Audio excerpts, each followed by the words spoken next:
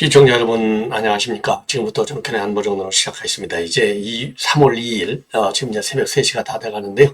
자, 마지막 심야 방송이 되겠습니다. 자, 중요한 뉴스들이 지금 한밤중에도 많이 나오고 있는데, 우선요, 이 한동훈 위원장이 말이죠, 매우 이색적인 조치를 취했습니다. 현 국민의힘 공관위원들이 상당 부분 현역을 제외하고는 이 비례정당의 공관위원을 겸하도록 그렇게 하겠다라는 입장을 내놨어요.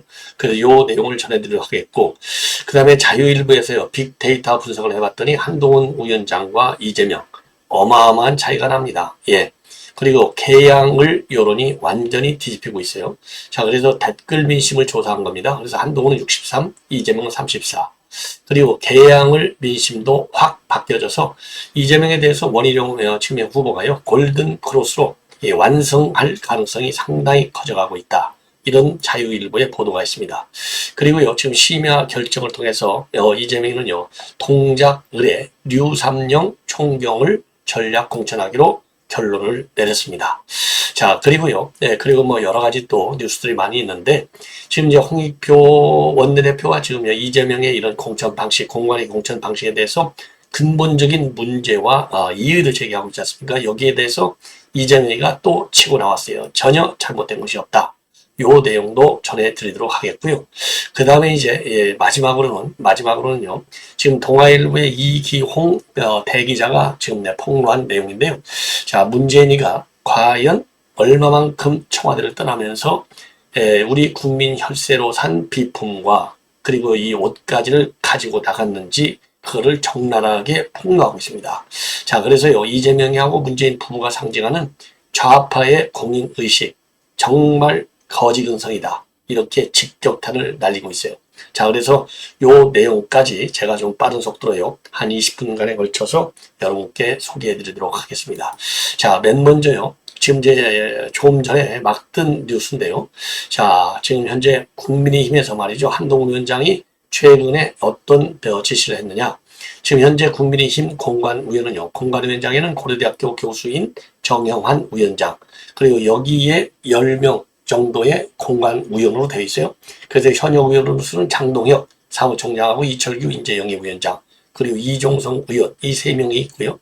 나머지는 이제 유일준 변호사, 그 다음에 문혜영 변호사, 그 다음에 윤승주 고려대 의대 교수, 그 다음에 전종학 세계 한인지식 재산 전문가 협회장, 그 다음에 전혜진 유니세프 한국위원회 이사, 그 다음에 황형준 보스턴 컨설팅 그룹 대표, 이렇게 7명이 외부 인사로 되어 있어요. 그래서 전부가 이제 이 공관위원장을 포함해서 10명으로 되어 있는데요. 이 중에서 현역 의원을 제외한 이 공관위원들은 대부분을 갖다가 이 국민의 미래라고 하는 위성 정당의 공관위원으로도 겸임할 수 있도록 그렇게 지시를 했다고 합니다. 그리고 미 국민의 미래 공관위원장으로는요, 유일준 변호사가 유력하게 검토되고 있다. 자, 그런데 유일준 변호사는요, 지난번 2020년도 총선에서 미래통합당이죠, 당시에 공관위원도 지낸 바 있어요. 자, 그래서 이 공관위원 명단은요, 이제 날이 새고 나면 이제 오늘 다시 발표될 내용으로 있는데, 자, 그 이유는요, 지금 이제 국민의힘 공관위원들이 좀 일을 무리 없이 잘하고 있다, 이런 평가도 받고 있잖아요. 그래서 이 국민의힘은 그야말로 시스템 공천, 이거를 보여주고 있고 잡음이 별로 없어요. 그러다 보니까 이제 무난한 평가를 받고 있는데, 일부 뭐 비평적인 그런 의견도 물론 있습니다만은, 예. 자, 그래서 동일한 정당이다, 이렇게 이제 생각을 하고, 그리고 이제 사실상 이 국민의 미래도 한동훈 위원장의 직속 지휘권 하에 들어가 있는 거나 마찬가지잖아요. 그래서 국민의힘의 국장이 말하자면 국민의 미래의 대표를 맡고 있거든요. 자, 그래서 당의 정체성, 그리고 공천 기준의 일관성, 그래서 이 공천, 국민의 미래의 공천도 성공적으로 좀 걸어냈다라고 하는 이 한동훈 위원장의 의지가, 강한 의지가 담겨져 있는 것이 아닌가, 이렇게 생각이 들고요.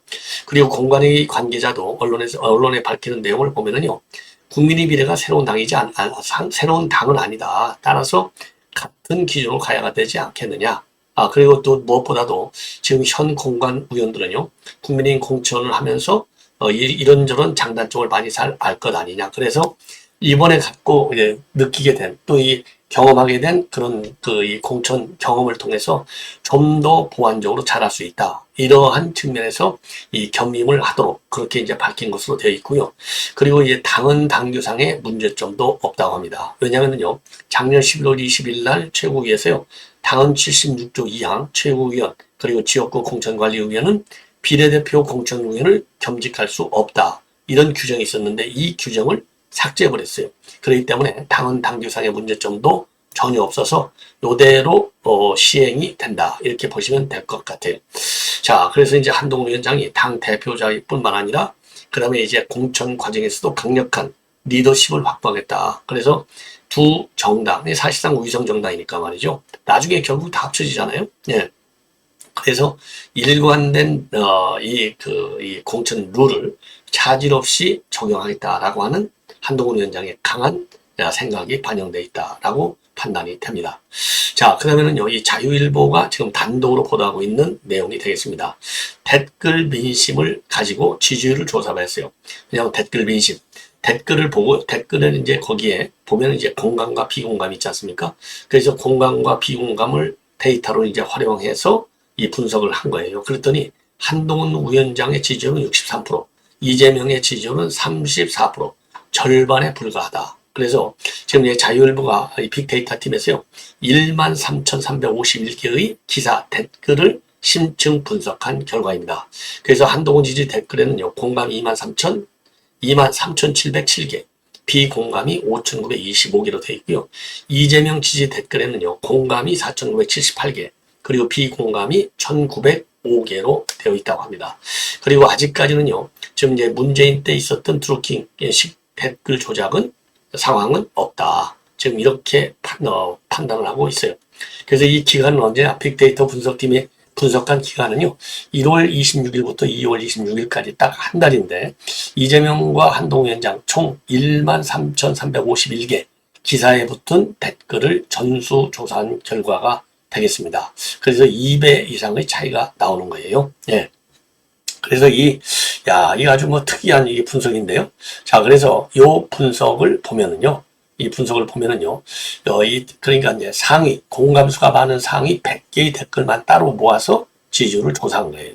그래서 이 댓글 중에서 63개는 한 위원장, 그리고 34개는 이재명을 지지했는데, 한 위원장을 지지하는 댓글 63개에 공감을 하는 숫자는 23,707개, 비공감이 5,925개로 나와 있고요.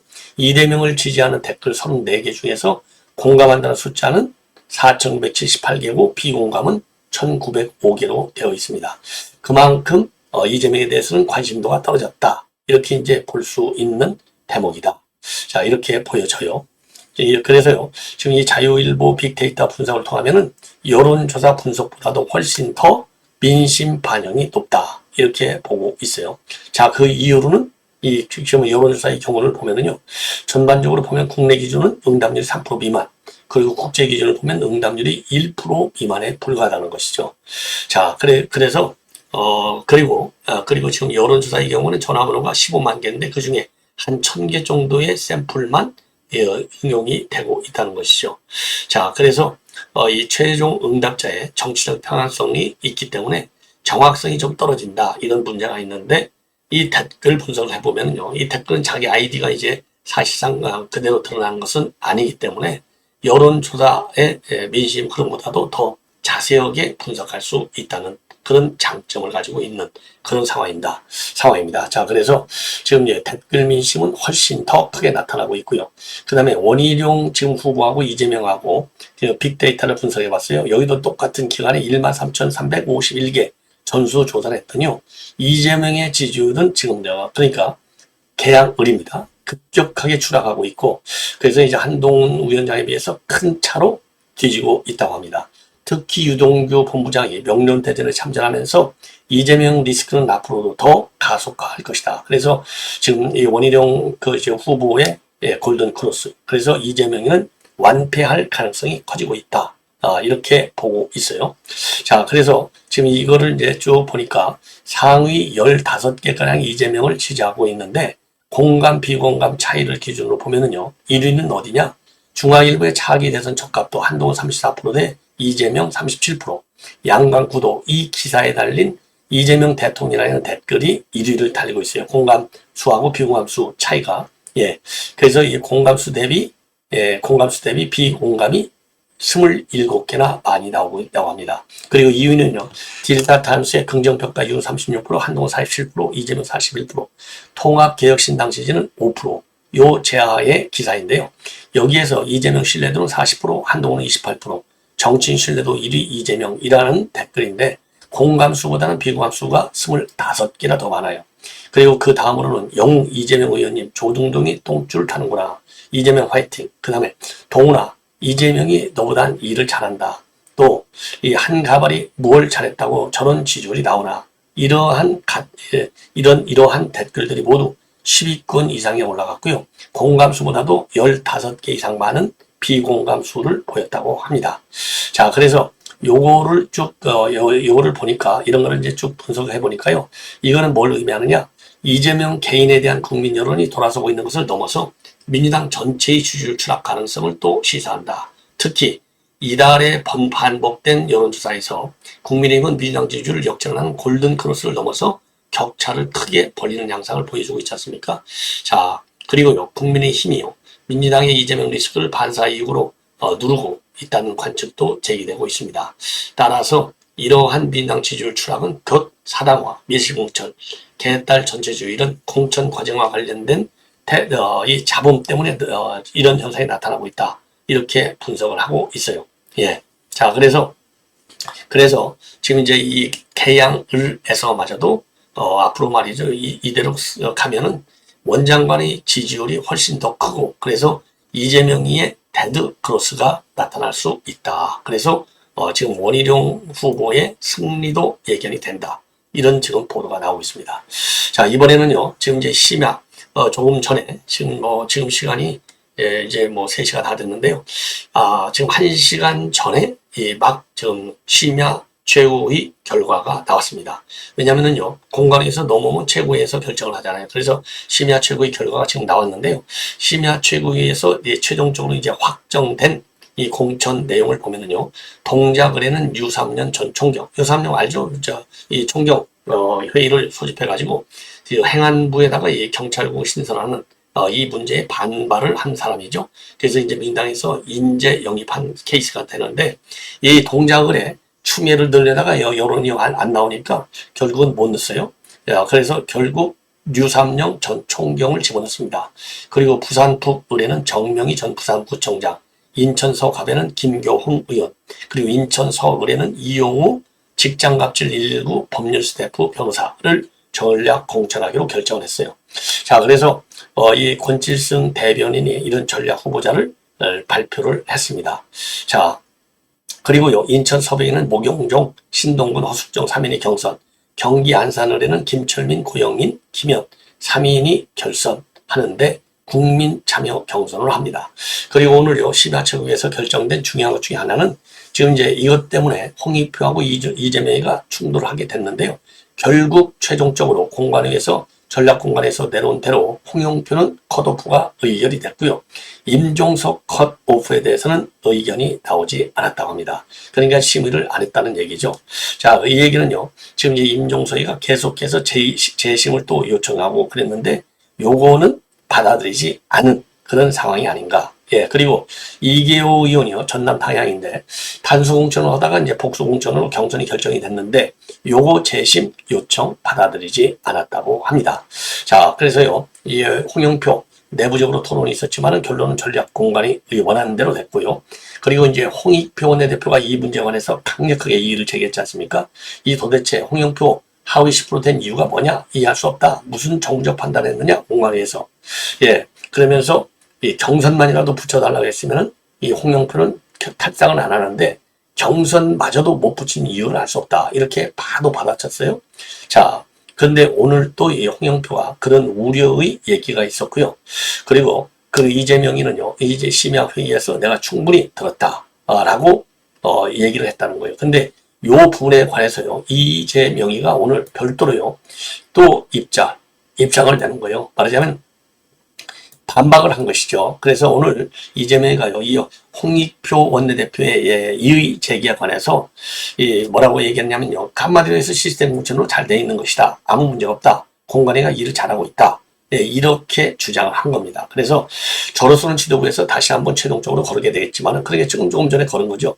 지금까지 충분하게 경쟁을 보장했고 새로운 분들에게도 기회도 부여하고 여러 가지 점들을 종합평가해서 공관위가 잘해왔다. 그리고 공관위 판단을 존중한다고 얘기를 했어요. 그러면서 민주당은 당원과 당규 1년 전에 이미 만들어놓은 세세한 특별당규에 따라서 공정하고 투명하게 독립된 기구에서 시행하고 있다.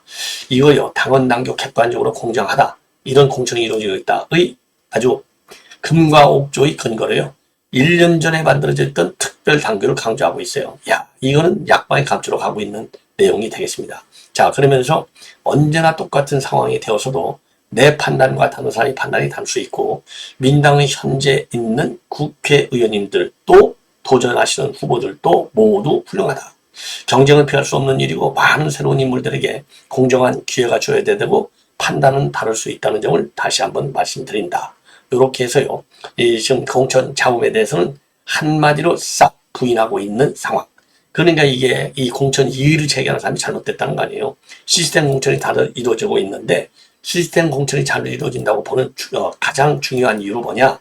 이게 1년 전에 만들었던 세세한 공천 룰을 바탕으로 해서 이루어지기 때문에 한다. 자, 그런데 이게 더 말이 안 되는 게요. 공천 룰대로 하는 것도 물론 중요하지만 임의로 판단해서 이 홍익표 원내대표가 중요한 게 그거 아니에요. 경선 들어간다. 그러면은 본래 당원 당규대로 50대 50, 권리당원 대 국민 이렇게 가야 되는데 50대 50으로 가지 않고 이재명의 지멋대로 어디에는 50대 50, 어디는 국민 여론만 100. 이게 임의적인 것이죠. 이게 자의적인 것이고 이게 바로 이재명식 맞춤형 공천의 변형인 것이다. 이렇게 보여져요.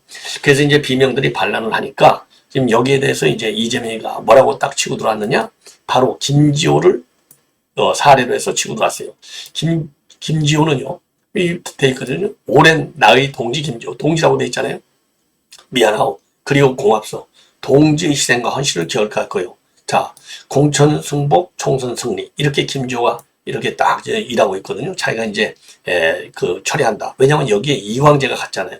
자, 이광재하고 김지호가 누군지 이름이 나가십니까? 여러분들? 막말로 얘기해서. 예. 이거 이재명이, 아니, 김지호, 지금 이광재를 갖다 놔도 안철수한테 안 되는데. 왜냐면 분당 갑은요. 지금까지 분당 갑, 최근에 한 20여 년간을 딱 한 번 민주당이 이기고요. 전부 그러니까 여기 서초, 강남, 송파, 이 강남 상구나 똑같은 지역이에요. 그런데 김지호라는 사람이 이름도 모르는데 이거 되겠어요? 어차피 안 되는 거 아니에요? 쥐들끼리 짜고 치는 곳으로 야, 너 그냥 내려와. 이광재 가야 되잖아. 이렇게 해놓고서 어디다 써먹느냐? 이거. 이재명이가 공천을 사심없이 잘했다라고 하는 그 약재로 써먹는 거예요. 이게 이재명식 짜고 치는 고스톱이다. 이렇게 보여집니다. 자, 그래서 지금 이 홍익표가 반기를 들었지만은 오늘 심야 최고회의를 통해서 결국은 홍익표 뭐 끝발 밀리죠. 이재명한테. 거기서 뭐 빌려가지고 지금 홍영표 그대로 컷오프 딱 최종적으로 빵빵빵 도장을 박명희를 이제 딱 두드린 거가 되겠고, 그리고 임종석은 아예 다루지 않았다. 이걸 보면은요, 오늘 다루지 않았다는 얘기는 임종석이 이제 끝까지 거부하니까 아예 무시 전략, 이렇게 나가는 것 같아요. 자, 그래서 이 막판에 벌어지고 있는 이 갈등이 이 정도로 이제 마무리되는 것이 아닌가, 이렇게 생각이 듭니다. 자, 그리고요, 이 문재인, 아까 얘기한 대로, 요거는 문재인은 이거 뭐냐? 문재인하고 이재명 부부가 상징하는 좌파의 공인의식 수준, 이기홍 칼럼으로 되어 있는데요.